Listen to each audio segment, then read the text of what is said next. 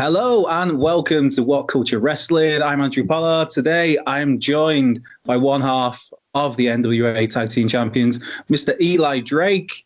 Eli, how are you doing in these nuts times? I'm doing good. I mean, there's a lot of craziness going on outside my window right now. I feel bad for a lot of the people out there dealing with it, but I'm doing okay, other than a little bit of the emotional distress over the weekend and just seeing all the bad images that are happening. Yeah, it's 2020's been just a mad year, man. Where are you based at the moment then? I'm in Los Angeles, so right. It's weird because you listen outside and there haven't been a lot of deaths or anything like that, but it sounds like a war zone because you can hear fireworks being set off by protesters. You can hear the little tear gas canisters being shot off and whatnot. So it's kind of weird to just sit here and hear it. Can't really see a lot from where I am. I'm just I'm in the mess, but I'm removed enough. But I don't know. I feel for everybody out there who's dealing with this whole thing. Yeah. How are you keeping? Because obviously the NWA at the moment as kind of in terms of putting on live, recording shows in terms of in-ring product is on hold for now. You guys are keeping yourselves busy. I know Nick Aldis has got his What's Causing All This. Yourself have got the Eli Drake show. There's obviously the 10 pounds of gold stuff's up on YouTube to revisit, and certain matches being put up there. There's Carneyland as well, which is just all kinds of insanity. So I mean, how are you keeping busy? Is it just focus on just doing I don't know, anything you can to free up some time or to take up some time? Well, one of the mixed blessings of me getting fired from Impact last year was me discovering that I need something else. But not, I think it's just good in the practice or the idea of being a successful businessman, if you will, to have different income sources and whatnot. So I learned and kind of taught myself and took courses on how to trade the stock market and whatnot. So I get up every day. Wow. 6:30 in the morning when the market's open. Well, I get up before that, but that's when the market's open, and I'm there. I've learned technical analysis and reading charts and probabilities and stuff like that. So I'm doing a lot of that stuff in the morning. That's actually what I need to finish that up here at some point because I've got a couple open trades. And man, I mean, when it comes down to it, if I'm designing T-shirts, I do that. If it comes to making, so the Eli Drake show, that's become such a busying task for me because I'm doing everything. They gave me the option of just shooting it and sending it to them, but I'm such a control freak that I was just first of all, I don't know what this is going to be, so let me figure it out as I go. And in order for me to do that, I have to kind of be in control of the reins. So they've allowed me to self-produce everything. I've created all the music for it. I've edited it myself. I've basically done everything from top to bottom, and then I send it to them, and they either say okay or no. And so far, they've all said okay. And then I've set up my own little workout setup here as well. If you can see, it's a wonderful setup. It's just a power tower and stuff, and I got some weights over here. So nothing too high tech, but I keep myself very, very busy. And then I'm thankful for the weekends or whenever I have when I can just relax. Yeah. Oh, you must be the most jacked stockbroker I think I've ever seen. And I'll be honest, man, when you said then about how I've been keeping myself busy, I've been taking these courses and that courses, I thought it might have been you hear wrestlers, sometimes they'll embark on acting courses or that side of things. It's rare that you hear about a wrestler getting involved in the stock market, really. Well, I also did take acting courses just before all this stuff happened. It was really kind of in the midst of it just starting to happen. I got actually a pretty decent part recently, but I can't talk about it. But maybe once things start working around, we'll find out what that is. So that's kind of exciting. But I don't know, it's I want to do acting and I want to do that, but I don't want to put all my eggs in one basket because I already spent 10 years broke trying to become a wrestler. And in my mind, I'm thinking, okay, well, I missed the boat on some things as far as I should have gotten into finance or this, that, whatever. So that at least, like I said, wrestling's always been the passion, wrestling's always been the dream, but at least let me have different sources of income and things like that. Yeah. It's just, I think it just makes you more well-rounded. I don't know. So yeah, so I'm just okay, I've saved a lot of money for the last few years in Impact. I was very smart with my money, so it was like, okay, well, let me use that money that I've now saved to kind of build up something for myself. Yeah, yeah. But of course, these days, the NWA is your wrestling home, the National Wrestling Alliance, which is just all kinds of fun to watch on like a weekly basis. Obviously, the things are on hold now. But yeah, it's just, as somebody of a certain age, it's like you see those colors, the blue and the yellow and the setup and the studio setting, and instantly that kind of wins that audience is won over already, like me. But you guys don't just rely on that nostalgia factor. It could be. It could be easy just to sail by on that, and then people turn off after a couple of episodes, but people still keep coming back. I see the numbers going higher and higher. How much fun are you having in the NWA right now? I mean, I don't know how evident it is. I feel like when I watch the stuff back, I can see how much fun I'm having, and I am, because it's some of the most fun I've had in my career. Partially because there's a lot of trust there. Billy and Lagana kind of trust. Really, they trust what the talent are doing, but particularly with me, just because we have a history, we know each other, we've worked together before. Yeah.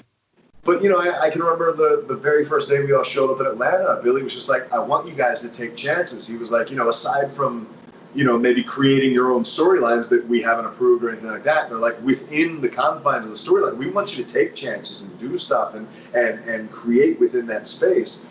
And so it's just been a lot of fun. I've felt free. That audience is crazy. Like, it's not a big room, but everybody in there is super passionate and loud and excited about everything that's going on. And that just makes everything so much better because they're so invested. They're hanging on every word you're saying. They're hanging on every move. And one of the best things I can remember is the very first match I had. It was me and Caleb Conley, and I think I hit him like a swinging neck breaker. And it was a beauty, if I could put myself over for a second. And they gave me a little something on the swinging neck breaker. They bid for it. But the second I got up and looked at him, it was like you saw the whole place get up. Yeah, and that's what I've always lived for in wrestling. That's the stuff that I like. It's all that in-between stuff. So I'm having a lot of fun. And I mean, this isn't I kind of did it to myself in the last year at Impact. I just stayed a year too long. Shouldn't have been there for that last year. And I wasn't enjoying myself for a good portion of it. And I think it showed, and it was visible. What can you do? You're living and learning. No, but you're having fun now. That's the main thing. Yeah, and obviously so much what's that happening now. So yeah, you talked then about the freedom. I caught up a few weeks ago with Nick Aldis and with Ricky Starks, and they both talked about how very much the promos, particularly, are just like, right, go out and do what you want. Not go out and do what you want to do, but show me why you should be on TV. Aldis in particular saying about how that first episode, it was at the beginning, was right. You're the champ. You're the face of this brand. Go out and set the bar. And you've got like yourself. You've got James Storm. You've got Eddie Kingston. You've got Tim Storm, man, the biggest baby face in the world right now. Yeah. You've got someone like Ricky Starks who seizes this platform for himself to deliver. Is there almost kind of like, I guess, that alpha male of like, right, I'm going to go out there and I'm going to top this now. I'm going to be better than that. I think there is a bit of that. I think there's some healthy competition, but I don't feel like it's as cutthroat maybe in a backstage sense as some other places. But there definitely, I think there is. So this might offend some people, but I feel like what's kind of been lost in a lot of wrestling, and I feel like this is why we've lost a lot of, I think, a particular male demographic of our audience, is just that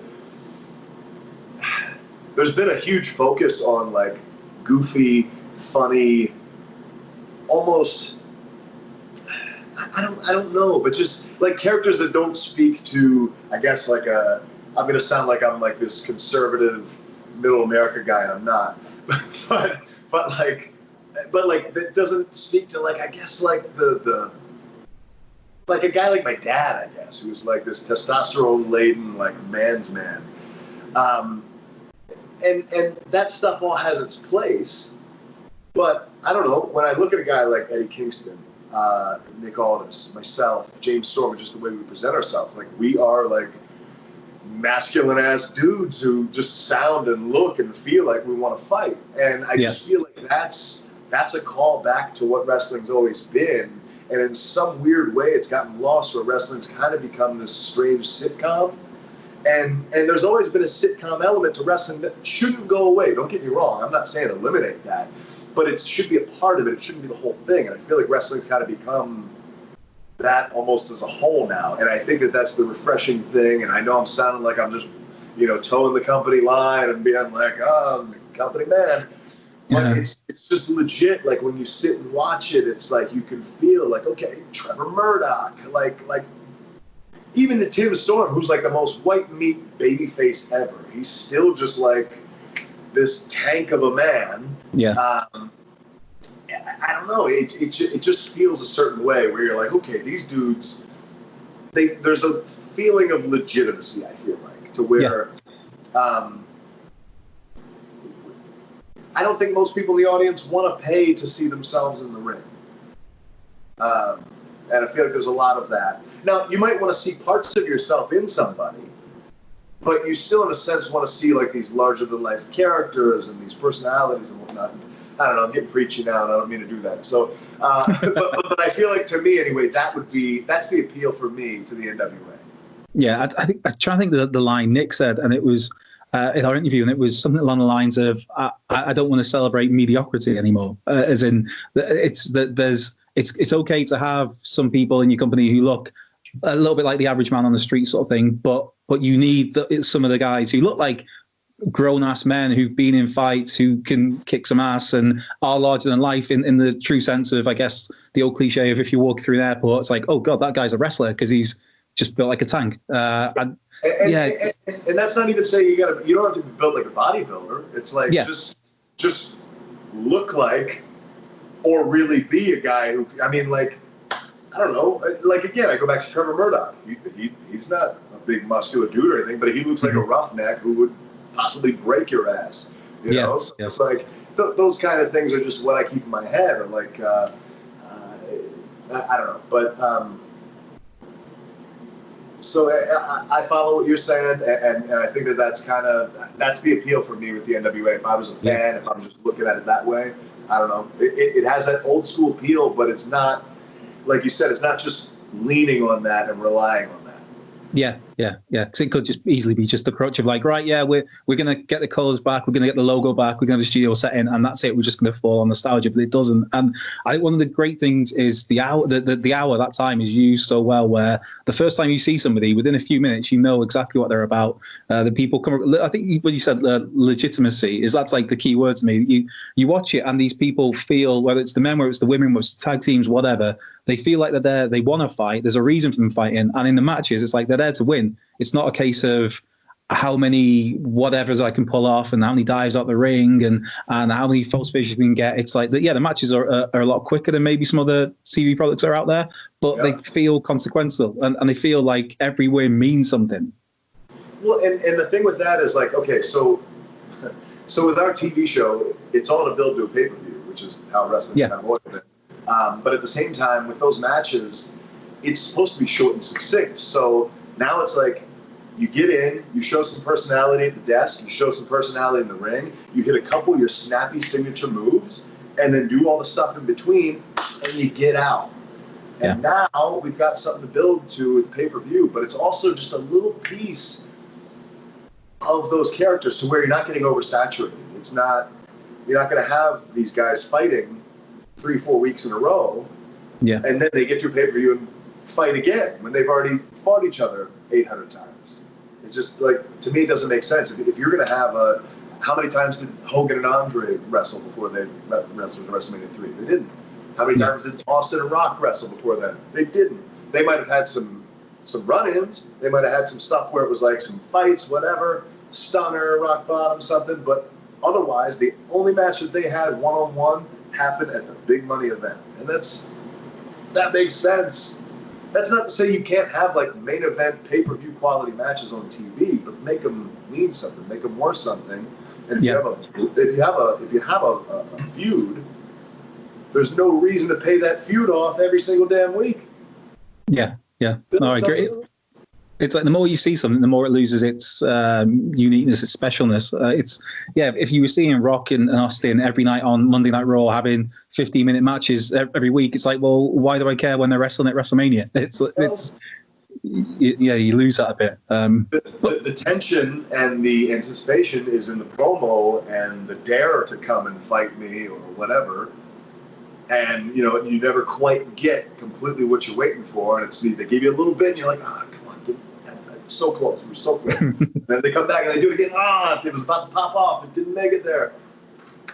And then it gets to WrestleMania or whatever it is, and then it happens. Yeah, and it happens like in its full glory, where they get like half an hour to tell the conclusion to this big story, or to help push it on to another pay-per-view, and that's what it feels. It's worth the investment you've put in it. And again, that's something that seems to be the case with the NWA so far. Is when you see these characters, it's almost like the people behind the product like realize that wrestling fans aren't stupid, and so they're prepared to. They realize that. We realize we remember what's gone on 2 weeks before, and they kind of acknowledge it and play through with it. And it's almost like, oh my God, this is storytelling, genius idea. Right. Which I know it just seems a little bit like that's. I wouldn't say a lost art, because clearly there's people in the wrestling business who can still tell stories. It's just it seems that some companies maybe don't allow stories to breathe like they were before. I mean, I can't say that falls on the talent. That obviously falls on the creative. Yeah. You know, whoever's putting the shows together. So, yeah. You know, what do you do? Yeah. Well, one guy I mentioned a couple of times was Ricky Starks, who has sadly recently departed the National Wrestling Alliance. But was that a little bit of a surprise to you, maybe? Yeah, I mean, I didn't. I found out via the internet. I don't keep my head into a lot of, you know, what's going on in the company. It's kind of like, oh, you want me to do this? Cool, I got it. Yeah, I mean, I'm surprised that I'm not, just because I guess with the way that everything's happening with the current climate in the world, and we're not able to do shows. NWA kind of given the option for people to either restructure their deals or to possibly opt out if they didn't want to take this downtime and possibly wait until whenever shows again if they had offers from elsewhere. So I got to imagine perhaps he's got feelers somewhere, he's got an opportunity. So I'm not terribly surprised, and I don't know what or how his deal was structured, but I mean, in my case, I'm good to stay where I am for now. I mean, unless somebody comes to me with a really, really good offer, but so far so good. But yeah, with Ricky, I'm not terribly surprised. At the same time, we would have loved to have had him still on, I'm sure. Yeah, because there is the established names that are reeled off like yourself, like completely reinvented Nick Aldis over the last few years, who's been knocked out of the park, like James Storm, these established guys. But I think of the new air quotes crop of people to come along on NWA, I think Starks was the one where it's like, oh God, who's this guy? There's definitely something there with him. But yeah, you talked about you're happy to stay with the NWA for now. What without going into too many specifics, is it a long-term deal that you've got right now, or? My current deal, I think my current deal was supposed to, I started the end of June last year. And it was a 1-year deal, but we recently just signed a new one. It's like, I'll be there at least for the next year. Yeah. Is there, because there was the year in developmental NXT as it was. I think it was just about NXT at that point, wasn't it? No longer FCW. And it was the first class of PC. Yeah, and there was that famously didn't go too well with Bill DeMott in the end. You had your run-ins with him, and ended up departing the company. Is there like that still that itch to scratch of like, I would like to see what an Eli Drake in the WWE would look like? There is and there isn't. I mean, they made an offer to me in 2016, 2017, and 2018. In 2016, I didn't take it because I had a Impact was giving me a big raise. I'd never seen money like they were giving me, and the money that WWE was offering me was very low. It was not great, so I was like, okay, well, I'll take a year at this money. And I checked them out a year later, and it was the same offer, and I had a programmed raise with Impact again. So it was like, I'm going to stay here again. So 2018. They came to me one more time, exact same offer, and in my head I was just thinking, you know what, screw it. I'll take the cut. I'll take the bet on myself that it's going to, quickly go up. Yeah. And then just personal things happened in my life that caused me to end up deciding to just stay where I was and not move across the country. So I ended up staying here, and because I wasn't hurting for money. I was making good money at Impact. So it was like if I stayed for another year, it wasn't a big deal. But I mean, professionally, it was just a bad idea. It was the landscape was changing so much, and it just was not. It was obviously 1 year past my welcome. So, yeah. So I mean, I don't know. I haven't really bothered with WWE recently, just because 3 years in a row of me kind of, hey guys, what's up, and then turning it down. I'm just like, all right, well, let me make sure I like have something ironclad and like I'm good to take it, because I mean, the idea of just going to the PC and making whatever money, it would have been a big lifestyle change for one. Yeah. But at the same time, I also recognize the system is so different from when I was there before. When I was there before, I had no advocates. I had nobody on my side. But now I've got so many people on the inside who work there, who would probably vouch for me, push for me to get, move forward. Whereas before it was like I just had that big roadblock of Bill DeMott, even though other people were saying, yeah, we should use him for this. And he'd be like, well, hold on, we're not going to do that. And they wouldn't let anybody wrestle. Like, the whole idea then was whatever you've done before you were here doesn't matter. Everybody starts, on the same, on the same page at zero, which is silly, because if you've got guys who have just come from strongman or from the NFL or some shit. Sorry, can I say that? Yeah, you're fine. It's cool. If you've got those guys coming in from doing that, and then you've got a guy who's been wrestling for 10 years, you're not starting on the same level. Mm-hmm. So they've obviously, since he's gone, and I don't know if that was a Bill directive or somebody else, since he's gone, that's kind of gone out the window. And you've noticed guys who had experience, who come from previous places, are able to just pop right up. Trevor Lee's great there, Cameron Grimes is great there, because he came in and within a couple of weeks was on TV. And I started looking at that, and I'm like, damn, you know what? That probably is the same thing that would happen to me. But in my head, I keep thinking back to 2013, 2014, and I'm like, anybody who was coming in, they were not fast-tracking anybody like that. Yeah. But that's why in 2018 I thought it might be worth taking the chance. But I haven't bothered looking back at that since I made that decision to stay. But who knows? I mean, at this point, I'm also thinking, what am I, 37 now? I always forget how old I am. I feel like I'm 24 still. Fortunately, my body still feels like I'm 24, so that's good, because I've been very fortunate in my career that I've been basically injury-free for 17 years. Let me knock on something here. Other than when I was at the Performance Center, I broke my nose and I got a nasty concussion. But otherwise, I've been good. So with that being the case, the body's in great shape, feel good, never been in legal trouble. I'm like, I'm a blue chip. But at the same time, I'm like, man, I'm 37. They're not trying to pick my 37-year-old ass up. So who knows? At this point, it's just like NWA's treating me real well. Now they've given me my own platform. I've got my own show for an hour. Sometimes it goes longer than that because I'm a motor mouth. So, yeah, I mean, so far I'm comfortable where I am. Would I like to be on that huge stage at WrestleMania? Yeah, probably. But I just also talked to so many guys who are there, and I just look at the way the climate is, and I'm just like, I don't know. I've got too much of an opinion. I don't talk a lot. I know that sounds crazy me talking right now, but just in general, like in my personal life, I'm kind of a quiet guy. And then what ends up happening is when I do feel opinionated on something, I will be a little bit more outspoken. So then it's like, that's the only thing that a lot of people hear, and then they're like, oh, this guy. So that's gotten me in a lot of trouble in the past. Yeah. Fine. So I don't know. I just sometimes wonder if I could last in that system.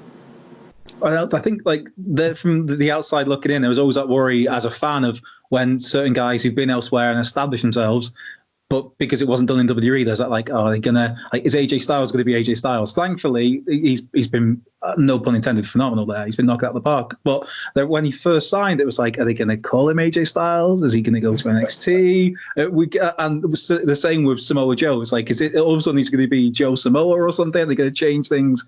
But like those guys have been great. But then you look at someone like EC3, and it's like, this guy went away, proved himself somewhere else, made himself into this megastar. You brought him back. And then by the time you bring it back to the main roster, this guy who can talk his ass off, his first few weeks, I'm being mute. And it's like, well, I don't get the logic in that. Yeah, I remember talking to Moxley last year about it. And he was just saying how EC3 had just been put in a bad position because it was just like they were trying to bury Moxley on his way out because they knew he was leaving. And so they wanted to put EC3 in to go over on him clean. And it was just like the crowd was still on Ambrose Moxley. Yeah. So like they were just rejecting, like he was just put in a bad situation. And when it didn't work out for him, then it was like, oh, well, it's his fault. Yeah. Okay. So like, what can you do about that? Yeah. Oh, that's into that corner.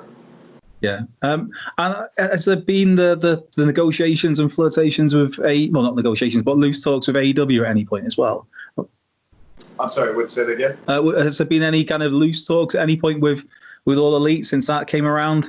When I left Impact, there was. As a matter of fact, breaking news, I had 2 separate deals ready to go with them, right. Ready for me to sign, to the point where I'd even sent them my entrance music.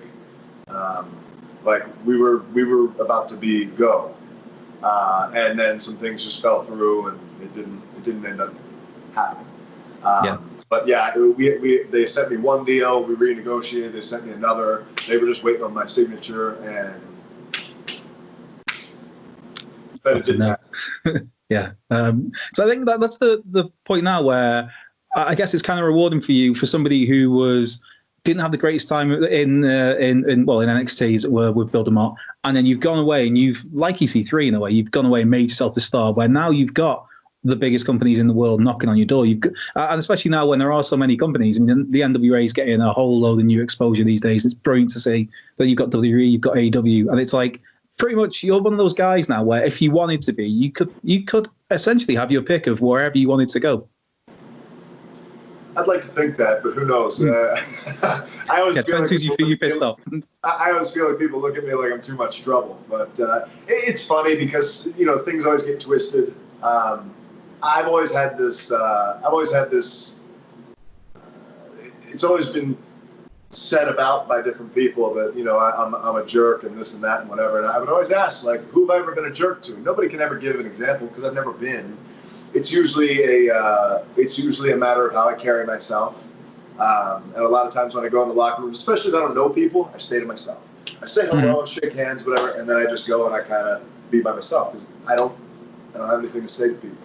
So, I mean, if they talk to me, I'm not like, get away. I gladly have a conversation with them. And because of that, like in Impact, I was hated for the first probably 4 or 5 months I was there. At the Performance Center, same thing. And then what ends up happening is after a while, people actually start to talk to me. I talk to them, or we work together or whatever, and then they're like, oh, wait a minute, this guy actually isn't that bad. But for some reason, just on appearances, anybody who hasn't met me, they get this feeling, and then that word spreads. And then you see stuff like, what happened with with Impact and me not wanting to do the match and whatnot. And they're like, there it is, confirmation. So what can you do? I feel like I probably seem like I'm too much trouble, but who knows? Yeah. So with the Impact deal, it was pretty much what I gathered. Well, online scuttlebutt was they wanted you to do the match with Tessa Blanchard, and it was a no from yourself. Is that something? I mean, if that came to you again, that sort of offer, is that just like, no, I don't. This isn't the sort of matches that should be happening, or was it just that your head wasn't really? You weren't. I don't know. You weren't enjoying your time in Impact. So it was like, well, no, this is just the straw that broke the camel's back. I think it depends on the scenario. I mean, I've done mixed tags before and stuff like that. So I mean, I'm not opposed to that. Here's my thing. I had already known that I'm in a group chat with some other of the guys who were working there. And one of them had already told us that they pitched this match to him. It was him against Tessa, and he said that he wasn't comfortable with it, whatever. But they said something to him before they announced it. With me, they just announced it and said nothing to me. After one guy turned it down being uncomfortable with it. So I'm like, first of all, how do you just announce that when one guy already said he was uncomfortable with it and just assume I'm good and cool? And in my mind, I'm thinking, they already know I'm leaving because I told them in January. And by the time they announced it, I think it was February. And I'm just thinking, okay, they're trying to bury me on my way out. And look, again, in the tweet that I said, I've got immense respect for Tessa. I think she's probably the best female wrestler in the world, if I'm honest. But she's also 5'4", 140 pounds, and I'm 6'1" and 230. It just doesn't look believable to me. Again, what I like about the NWA, I feel like it's believable. I feel like it's like men fighting and women fighting, but it's like I'm not going to believe, even if it was a 140-pound guy. Like it wouldn't make sense for me. Okay, if we were in like a mixed tag match, or she got me from behind and she hit me with something, cool, I'm all good with that. But the idea that I'm going to have a competitive fight, long form, one-on-one, with this 5'4", 140-pound woman makes no sense at all. And I know, because I'm leaving a month and a half after this event's supposed to happen, and they know I'm leaving a month and a half after, I know I'm going under. I don't give a shit about going under or going over. None of that's ever mattered to me. Don't care. I'll put anybody over. I've put probably 80% of my opponents over in the last 5 years, and I've still remained over somehow. So it's mostly promos and stuff. So I'm not afraid of that. I can keep myself up and afloat. But when is it happening? Where is it happening? To whom is it happening? That's when I might make a stink about it. And then the fact that the issue with that, could I have done it in a creative way? Sure, maybe. Would I have done it had it been pitched to me now? Maybe. I don't know. I think just the climate and the mood that I was in, just in general, of that last year that I was with Impact, was not a good one. There are plenty of guys who I've been friendly with, but when we were at the shows, I was just not in a talkative mood, so I probably seemed even more like a dickhead. So would I have done it differently now? I don't know. In my heart, I'm still thinking there's no reason for me to do that match. I have no desire to do that match. Could I make it happen in some creative way? Maybe. I don't know. Maybe if she cheated and beat me or something. I don't know. But at the same time, you got to consider that when that announcement came out, I went through the proper channels and sent an email to the three men who needed to, the creative and the guy, basically saying, hey guys, I'm not comfortable with this. I prefer not to do that. I'll put over anybody else you got on the roster, whatever. I gave it 3 to 4 hours and nobody responded to me. And it's a work day. It's on a work day. It's not like they weren't in the office. So nobody said anything, and this announcement is just picking up steam online. And so finally I put out the tweet where I'm just like, look guys, I've got respect for Impact, I've got respect for Tessa, but I'm not interested in doing this match. I'm not going to do it. And I talk about all this actually on this next episode of Eli Drake, the Eli Drake show, because somebody asked this question. Spoilers, yes. So tune in for more this Thursday. But basically, I went to TV 2 weeks later in Windsor, Canada. I shake everybody's hand and say hello. Not one word was spoken about it. Nobody voiced their disappointment over it. Nobody said, hey, I really wish you wouldn't have tweeted that out. Hey, is there a way we could work it out so we could make this match happen? Hey, is there a way? Nothing. Nobody said a word. And that's been one of the big issues with me getting heat in the wrestling business, is when higher-ups don't communicate. As is with any relationship. If you're in a relationship with a woman or anybody, a man, if you're in a romantic relationship and you have no communication, you have an awful relationship, chances are. Same thing professionally. So if you're not telling me what you're not happy with me doing, or how I can improve it, or improve it, if you talk to me, I'm super reasonable and easy to deal with if you just tell me what you want, or tell me what I'm doing wrong. And I'll say, you know what, I'm sorry, I didn't mean to piss you off with that, how can we fix it, But if I start hearing second and third hand, or let's say I don't hear anything, in this instance, I heard nothing until the day I was fired. When I was fired is when I heard that. Yeah. And I heard about it via email. Nobody called me. Nobody even texted me, nothing. I didn't even find out via the email. I found out via Twitter, because the morning I got fired was WrestleMania Sunday. I woke up to 3 or 4 text messages. Hey, is this true? And a link to a tweet. That's how I found out. So, just communicate. Just talk to me. And it's the same thing with Bill DeMott when I was at the PC. I have no Bill DeMott, the way he trained, I liked it. Because he trained like a drill sergeant. He yelled. I dig that. I'm cool with that. I ain't complaining about any of the ways that he trained. The way that he would work you is the problem that I have. Where, we're setting up the ring and he says to somebody, oh, I hate that guy. And he said it to multiple people. Like, multiple people tell me about this. And so I go to him, I'm like, hey, man, I can tell I'm not progressing anywhere. You're telling people you hate me.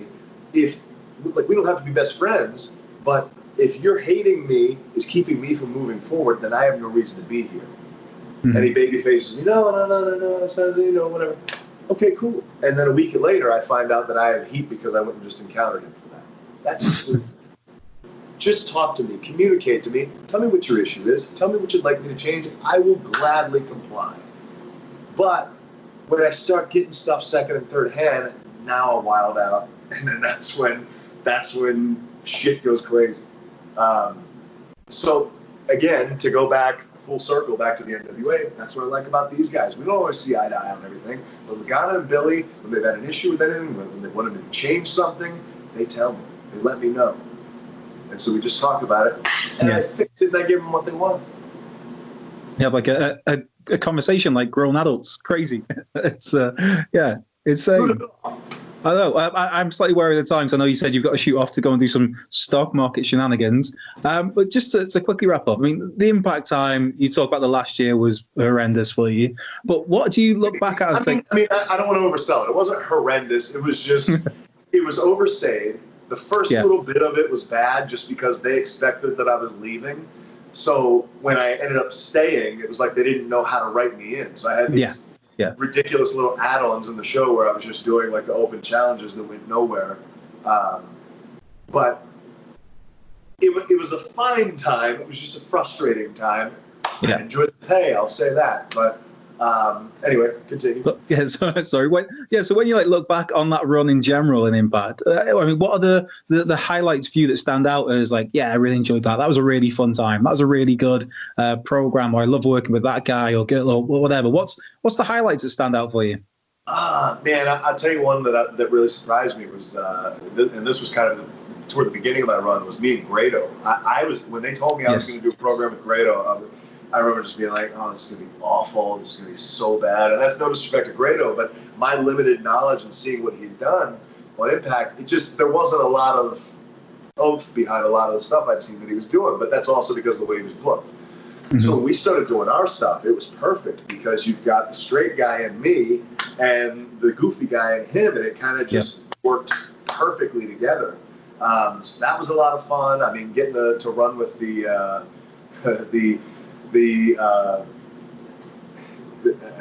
much hated, I guess, TNA King of the Mountain title. Getting to run with that for a little bit was kind of cool. I mean, look, with Impact, I got to see the world. I mean, I went to India, I went to Mexico, I went to Canada, basically everywhere. I mean, I got to defend the title when I won the title in 2017. I defended it in Japan. I defended it in Mexico, Canada, everywhere. So, just getting to do stuff like that was amazing. So I have nothing but fond memories as a whole. It's just that last little bit is a big, big old black eye because, again, that lack of communication led to a lot of BS. And to a point where two guys essentially tried to assassinate my career. So, but otherwise, erasing that part, everything else, I loved the whole run there. Getting to run as the world champion, I made great friends there. Some of my best friends in wrestling came from there. I still go and see them whenever they come to town, or if they're in Vegas or something like that. So it was great.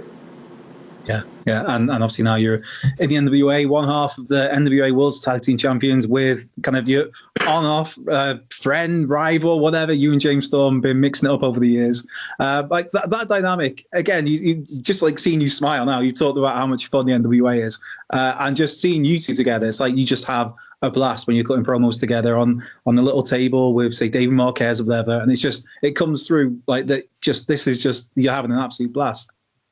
Yeah, and I mean, it's easy, and that's the good thing about a lot of the guys in the NWA and the girls is just everybody's good on the stick from top to bottom. Mm-hmm. So you can put me and James Storm out there, and it's like we don't have to talk about or think about anything ahead of time. It's just like go out there. Hey, do you want to start? Okay, cool. I'll finish it off, and that's it. And then otherwise, it's just fill in the blanks. And you mentioned Marquez. I love having Dave Marquez as an interviewer because to me, he reminds me in the way that he reacts of the Mean Gene because he'll actually interact like a reporter, like an interviewer. Like, there's so many of these interviewers in the business who are, oh, what are your thoughts? And then they just stand there like a mannequin for the rest of the time. Like he's actually interacting. Well, they might say something crazy, but what are you talking about? And then, pass it back. And then he's an actual part of the scene. Yeah, so it's also just... Yeah, it's like whether he's speaking or whether it's just like the facials, the visuals, or like he'll have like a puzzled look or something, just reacting to what he's seeing and not just being essentially a cardboard mic holder sort of thing for you guys to talk to. It's like, again, personality. And everybody feels like they have a purpose, whether it's the commentary team, whether it's the Marquez, whatever. Everyone feels important. Just overall, like the whole end product is absolutely fantastic. And to wrap things up then, speaking of the NWA, and obviously it's all on YouTube, when and where can we find the Eli Drake Show? The Eli Drake Show is every Thursday. I believe it's at 6 o'clock. I think the one week was at 7, the other one was at 6. I'm going to say 6 o'clock Eastern time. What time is that for you? That's got to be 11 p.m., yes? That is, I think. Okay. So it's 3 p.m. Eastern time here in the States. I'm sorry, 6 p.m. Eastern time in the States, 3 p.m. for me on the Pacific. Thursdays, it's at youtube.com/NWA. And you can hear these jaws just jabbering for a good long time about any and everything. I don't even know what the show is yet. I'll talk about wrestling, The Last Dance, basketball documentary. I'll talk about politics. I'll talk about it all. Brilliant. And the 2 episodes so far, as we're recording this interview, are great and entertaining, as is Carneyland, which is on the NWA YouTube channel as well. And all 21 episodes now, because it was a special power of NWA Power, are all there. The 10 pounds of gold, the Crockett Cups from last year. So much stuff to check out on the NWA YouTube channel. And the content coming to you. Oh, it's awesome, dude. And just how can people keep up to date with what you're doing then? This is the social media plug time. Of course, on Twitter and Instagram, you can follow me at the Eli Drake. And you know what? While I'm plugging, let's not forget my ProWrestlingTees.com/Eli Drake. Brilliant. Nicely done. You can follow me at Cultured Left Peg on the Twitter. If you like this video, like, subscribe, comment, follow us at WhatCulture Wrestling. Usual avenues on all the podcast streams. And until next time, have a great day.